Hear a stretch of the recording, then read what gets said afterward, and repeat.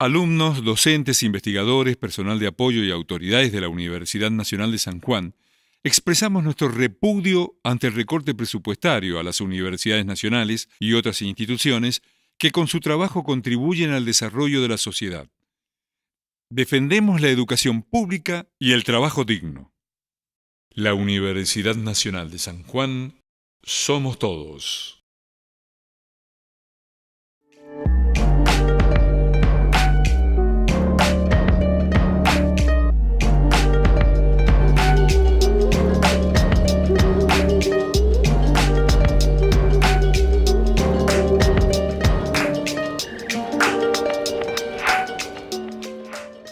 Bienvenidos a Red Vital, el programa de la Facultad de Ciencias Exactas, Físicas y Naturales, dependiente de la Universidad Nacional de San Juan, donde cada semana nos encontramos para hablar sobre educación, ciencia y salud. El tema que nos convoca hoy es el cerebro como órgano vital de información, y para ello hemos invitado a la doctora Ana Maffeis, que es médica neuróloga y magíster en psiconeuroinmunoendocrinología. Hola Ana, bienvenida. ¿Qué tal? ¿Cómo estás, Mariana? Muy bien. ¿Qué te parece si para introducirnos en el tema del cerebro pasamos a ver un video? Bueno, cómo no. Adelante. El corazón de este joven sigue latiendo incluso cuando duerme. Su presión sanguínea sigue controlada. Respira acompasada, regularmente. La digestión de la cena de anoche continúa. Arnie también puede oír. Y todas estas funciones internas del cuerpo están controladas por una porción de su cerebro dormido.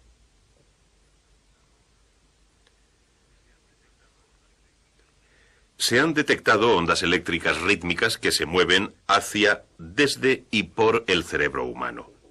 Cuando alguien duerme, podrían parecerse a esto. Estas diminutas corrientes son de origen químico, y sus pautas cambian a medida que esta persona se va despertando. Ocurren nuevas cosas. La información en forma de sonido de un despertador llega desde fuera del cuerpo, y esta información se ignora o se actúa sobre ella. Cuando Arnie se despierta un poco y adquiere más consciencia, sigue habiendo un modelo diferente de señales electroquímicas en su cerebro a medida que empiezan a funcionar otras partes, a medida que recuerda que anoche estuvo estudiando antes de acostarse, y que este examen es para hoy. Pero tras saber que hay señales electromagnéticas en el cerebro, ¿qué es lo que realmente sabemos de él? Nuestro cerebro está permanentemente receptando estímulos. La verdad que es el órgano que nos conecta con el mundo. Y nos conecta desde la percepción de todos esos estímulos que recibimos y la forma que tiene el cerebro de responder. ¿Y cómo funciona nuestro cerebro? Mira, es bastante complejo, pero vamos a tratar de hacerlo didácticamente. Es un centro integrado. Muchos lo tratan de comparar con una computadora. No es tan así, es mucho más inteligente, pero vamos a usar ese ejemplo. Tiene sus distintos circuitos integrados que se comunican entre sí y tiene sus filtros que permiten que determinados estímulos pasen por unas vías y que otros pasen por otras, ¿sí? Está dividido en distintas regiones. Y cada región, si bien cumple funciones específicas, en determinados momentos de la vida, como por ejemplo el dormir, funciona absolutamente todo el cerebro. Ana, ¿qué te parece si hablamos sobre la forma de procesar los estímulos del cerebro? Hemos traído un video, ¿querés que pasemos a verlo? ¿Cómo no? ¿Cómo no? Adelante. Y lo más interesante es que no percibimos conscientemente este retraso, no experimentamos el trabajo de nuestra mente inconsciente. Nos creemos que lo experimentamos de inmediato.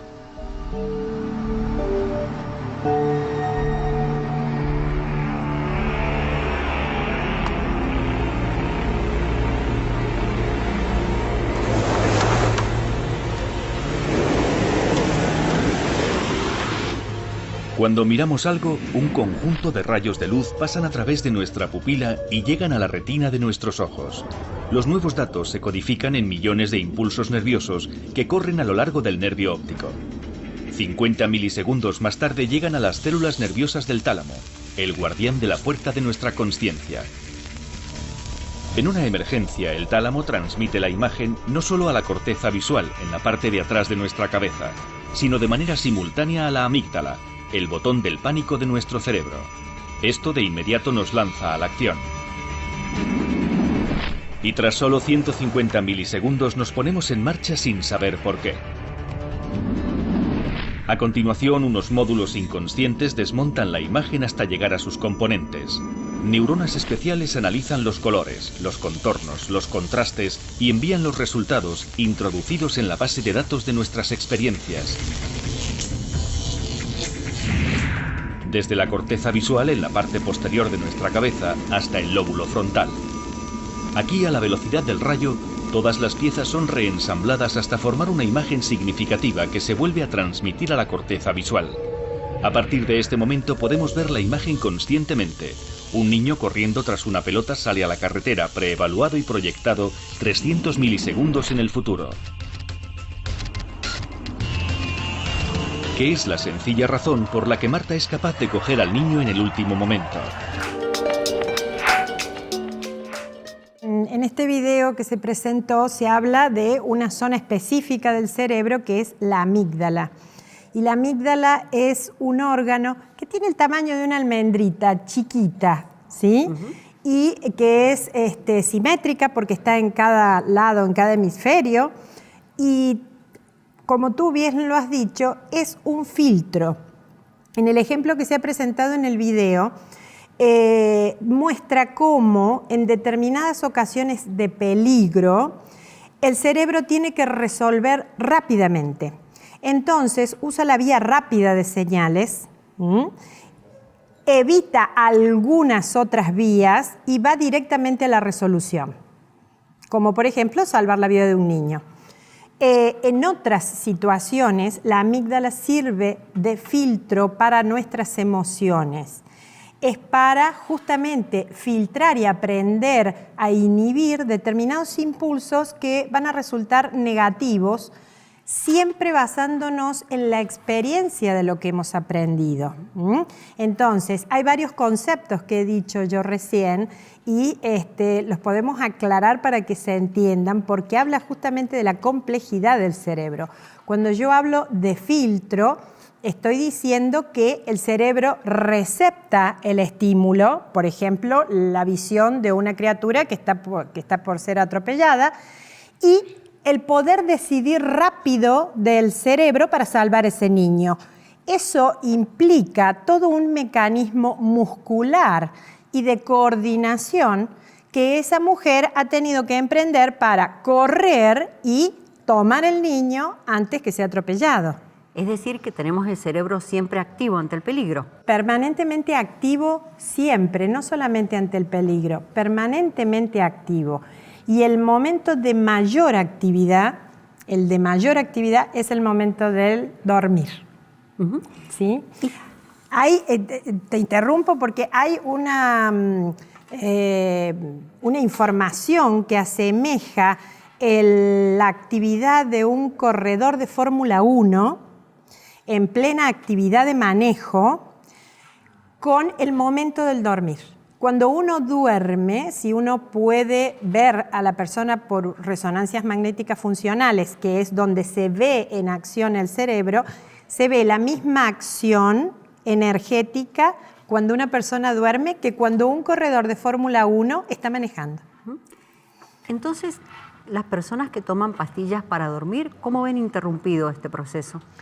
Las personas que usan habitualmente sedantes en el imaginario popular, este es el término que se usa, pero que en realidad son benzodiazepinas o hipnóticos para estimular el sueño, en general deben interrumpirlo rápidamente. Son medicamentos que se usan para corto plazo porque se entiende que el sueño debe regularizarlo de otra manera. sabiendo la causa que le está produciendo esa alteración del sueño.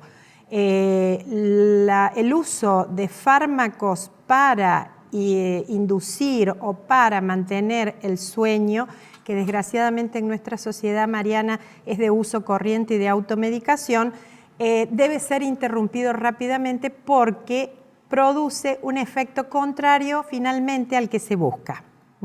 O sea que con el uso continuado y crónico va a desarrollar un trastorno en ese cerebro, no tan solo en el sueño que lo desorganiza, sino también en el cerebro mismo, en su funcionamiento activo, como por ejemplo disminuye la capacidad de memoria, disminuye la posibilidad de aprendizaje.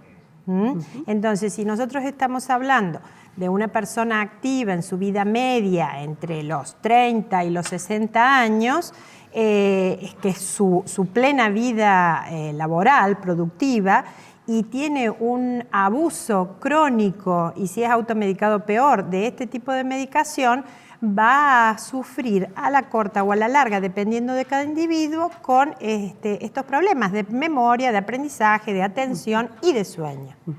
¿Y puede haber problemas también con las emociones? ¿Están relacionados? Por supuesto, la amígdala tiene que ver con las emociones, tiene que ver con este filtrado de impulsos y tiene que ver fundamentalmente con, con el saber elegir, y ahí entra a actuar otra parte del cerebro, que es la parte anterior, la prefrontal, que es la parte que tenemos aquí en la frente. Empiezan a existir esos filtros que nos da la educación y el aprendizaje que hemos tenido en una familia o en el lugar donde nos tocó crecer, en nuestro centro de trabajo, en la escuela, ¿sí? Todos estos ámbitos que he mencionado son los lugares que le sirven al cerebro para aprender, y aprendemos hasta el último día de nuestra vida. Porque habitualmente se decía que el cerebro, llegado un momento, no se aprendía más, pero las nuevas corrientes hablan de una plasticidad en el cerebro. Sí. ¿Es eso cierto? Sí, sí, absolutamente. En realidad, la década del 2000, ingreso al nuevo milenio, del 2000 al 2010 fue la década del cerebro, porque fue el descubrir un montón de cosas, un montón de funciones que tiene este órgano que es tan vital. Pero después de esa década se siguen descubriendo cosas en las funciones del cerebro y cómo actúa interconectadamente con el resto del organismo. No tan solo lo dirige, porque hay que entender que el cerebro dirige toda nuestra biología, sino que la acompaña en su funcionamiento. ¿Podemos explicar un poquito más este concepto? Sí, sí, cómo no. A ver, no podría existir un cerebro sin un aparato digestivo, y esto es lo que se descubre en la última década, ¿sí? El segundo cerebro, que es el aparato digestivo. A ver, eso sí que nos interesa. Este es un nuevo concepto y se está profundizando en muchísimos estudios en todo el mundo, en los centros de investigación, porque tenemos lugares como el intestino delgado que tiene una flora, ¿sí? Nosotros tenemos una flora intestinal y esta flora intestinal, sus bacterias, tienen una carga mnésica. ¿Qué quiere decir esto? Una carga en sus genes, las bacterias del intestino, que remontan toda la historia de la humanidad. Entonces, esta carga genética le manda información y actúa en relación a los estímulos del cerebro. Por eso hay una línea directa que une cerebro e intestino, o mejor dicho, todo el aparato digestivo. Entonces, si yo te propongo un ejercicio, Mariana, que es pensar en vos, ¿sí? O en tus conocidos, cuando están nerviosos, cuál en general es el órgano en donde hace foco ese sistema nervioso. Y es acá. Cuando estamos en presencia de algo emotivo, ¿sí? Que tiene que ver a lo mejor con el corazón, decimos nosotros, en realidad hace foco en el aparato digestivo. Y los dichos populares dicen, tengo mariposas en el estómago. Tengo mariposas en el estómago o me agarró el miedo y entonces se me acelera el tránsito gastrointestinal. Bueno, esto es por justamente la relación que existe directa entre el cerebro primario, le vamos a llamar así, y el cerebro secundario, que es el aparato digestivo. ¿Y estas investigaciones a qué nos llevan? Y estas investigaciones nos llevan, así como las investigaciones sobre aparato cardiovascular y cerebro, aparato respiratorio y cerebro, nos llevan a entender que funcionamos en integralidad. No existe un sistema que funcione por sí mismo solo, sino que siempre cuando algo se altera como el engranaje del reloj, todo íntegramente, en más o en menos. Si nosotros tenemos una alteración neurológica y hoy se habla mucho de estrés, ¿por qué? Porque se ha llegado a la conclusión de que el estrés, esa palabrita tan cortita, engloba justamente el trastorno de todos los sistemas. Esto nos lleva entonces a una nueva concepción de la medicina y del papel del médico. Absolutamente, que es la medicina transdisciplinar, justamente, que es lo que abraza la psiconeuroinmunoendocrinología. ¿Y por qué no explicamos un poquito para la gente que nos escucha cuál es ese concepto?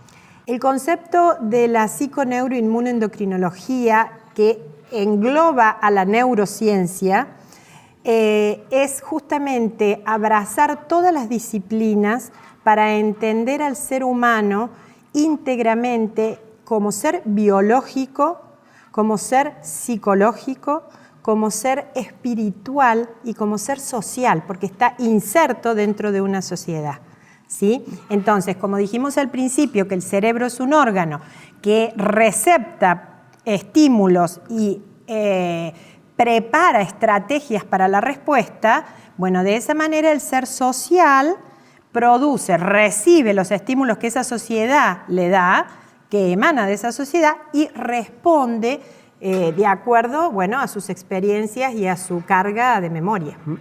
Digamos que sería un concepto nuevo para Occidente, pero ya usado en Oriente. Totalmente, totalmente. Hoy en la psiconeuroinmunoendocrinología se abraza, se recibe, por ejemplo, todo lo que es la medicina ayurvédica, con su alimentación especial. Se recibe todo lo que es enseñanza motora y respiratoria del yoga. Entonces sí, absolutamente, ellos nos llevan años en conocimiento y bueno, y hoy Occidente está despertando a ese aprendizaje y gracias a Dios a abrir los ojos y a abrir la mente y escuchar. ¿La sociedad y los médicos están preparados para este nuevo concepto o hay reticencias? Y sí, hay reticencia desde los profesionales, pero a ver, es un largo camino que se viene transitando en todos los ámbitos de la medicina. Y vamos los que somos PINE, como digo yo, psiconeuroinmunoendocrinólogos, vamos haciendo caminito y yo creo que los profesionales poco a poco de todas las áreas, de todas las especialidades, van a ir dándose cuenta que esto es así, no hay otra forma de trabajar. Hay que entender al ser humano de esa forma, integralmente, que es diferente a trabajar interdisciplinariamente, se trabaja transdisciplinariamente. Este es un concepto nuevo y tiene que ver con realmente atravesar a la persona, a la sociedad y al ámbito laboral, escolar, familiar, en donde esta persona transita su vida. Lo que pasa es que puede ser difícil también para la persona que va a una consulta ver de repente que tiene que ir al psicólogo, que tiene que ir al endocrinólogo, que tiene que ir a distintos especialistas para ver una dolencia. Tal vez estemos más acostumbrados a que nos den una pastillita y con eso ya estamos bien. Sí, esa es la cultura occidental. Pero bueno, esto también se cambia. Al paciente también se lo educa. A ver, a la persona que viene a buscar una ayuda, yo desde mi área, desde la medicina del sueño, dentro de la neurología, estamos acostumbrados a hacer un relevamiento de historias clínicas cuando el paciente se presenta en la primera consulta, que es tan amplia, tan integral, que la personita sola se va dando cuenta y solita va haciendo su diagnóstico. Porque además, más que una consulta, se transforma en un diálogo entre dos personas o entre varias, cuando a veces viene la familia completa, y entonces poco a poco el profesional va ayudando a que estos pacientitos vayan relacionando y solitos dándose cuenta que, bueno, tienen que ir a ver a tal o cual profesional. Volviendo al tema del cerebro, ¿qué otras cosas, otros descubrimientos hay sobre el cerebro que no sabíamos hasta el momento? A ver, fundamentalmente es en el área que a mí me compete, que es sueño. La medicina del sueño va ganando terreno porque, caramba, es la tercera parte de nuestra vida, ¿sí? Nosotros, de 24 horas que tiene nuestro día y nuestros ritmos endocrinos, la tercera parte, 8, que en realidad ya no son 8, ya vamos a ver por qué, 8 horas la dedicamos a dormir. Y no es un capricho de la naturaleza, es porque en ese momento transcurren cosas importantísimas que tienen que ver con el desarrollo del cerebro. Entre ellos es la formación de caminos neuronales que son los que hemos aprendido el día anterior. A ver si se entiende. Hay como un reforzamiento. Más que un reforzamiento, hay caminos nuevos que vamos estableciendo con el aprendizaje. La situación nueva para mí de estar en este ámbito, por ejemplo, es un aprendizaje. Y hoy no refuerzo, sino que armo un camino, ¿sí?, que es el haber participado de este programa. Lo voy a cementar en memoria esta noche mientras duerma y mañana lo tendré incorporado en las áreas superiores de mi cerebro como un nuevo aprendizaje. Y en esto participa también la amígdala, porque ante una nueva situación semejante a esta, si mi experiencia, como lo es desde luego, ha sido placentera, yo voy entonces sí, y si se me presenta una nueva experiencia, voy a reforzar ahí sí el camino, pero sabiendo que es una situación placentera y entonces la amígdala va a estar dormida porque no voy a tener ese estímulo de alerta como el que vimos en el video. Es complejo, pero más o menos se entiende. Sí, se entiende. ¿Y podrías indicarnos dónde está la amígdala? La amígdala está en la base del cerebro.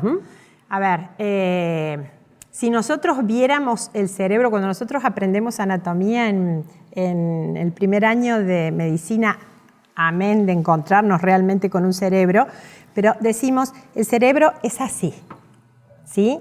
Entonces, esta es el área frontal más anterior, ¿sí?, y el que tiene que ver con la ejecutividad, con cómo yo resuelvo el conflicto que se me presenta.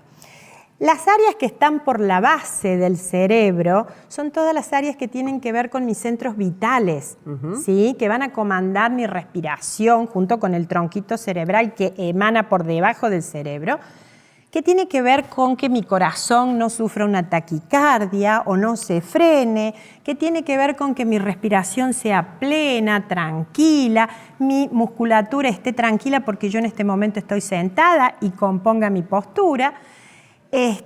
Con todo eso tiene que ver la base del cerebro y el tronco cerebral. Pero hay áreas, como por ejemplo las que están en la convexidad del cerebro, que son las áreas de asociación, son las áreas superiores y son las áreas a las que después del filtrado de la base, cuando los estímulos pasan hacia arriba, llegan y entre todas conversan y deciden en dónde se va a guardar la memoria. Y siempre se ha hablado de que existe una diferencia entre el cerebro de los hombres y el cerebro de las mujeres. Hemos traído un video. ¿Qué te parece si lo vemos? Y después conversamos sobre eso. ¿Cómo no? Vamos a ver.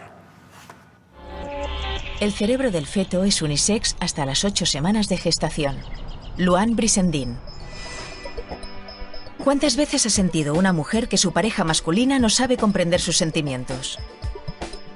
La explicación vendría dada por una diferencia en la manera de utilizar determinadas regiones del cerebro a la hora de abordar los problemas de la vida. Los hombres pasan antes a la resolución, saltándose la etapa de análisis de los sentimientos del otro. Estas y otras conductas separan a hombres y mujeres por diferencias cerebrales y hormonales. Ana, ¿en qué se diferencian entonces el cerebro masculino del cerebro femenino? Bueno, acá se me van a enojar los hombres. Pero sí, son diferentes, son levemente diferentes en cuanto a la anatomía, en cuanto al peso. Hay áreas que tienen que ver con esas diferencias. Por ejemplo, hay una importante parte del cerebro que une un hemisferio con otro, que es el cuerpo calloso, que es como una comita en donde se entrelazan todas las fibras que van de un hemisferio a otro y viceversa para comunicar qué está haciendo este hemisferio y se relacione con este otro. Bueno, ese cuerpo calloso en las mujeres es más grande y es más denso, porque nosotros funcionamos con más áreas que los hombres, ¿sí? Ahora, tenemos nuestros conflictos, ¿sí?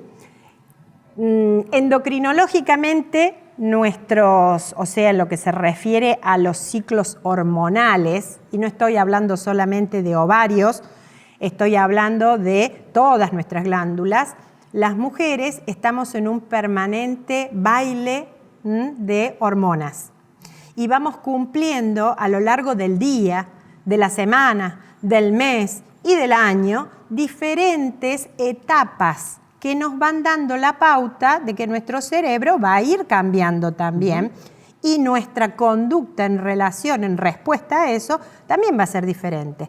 Por eso vamos variando día a día.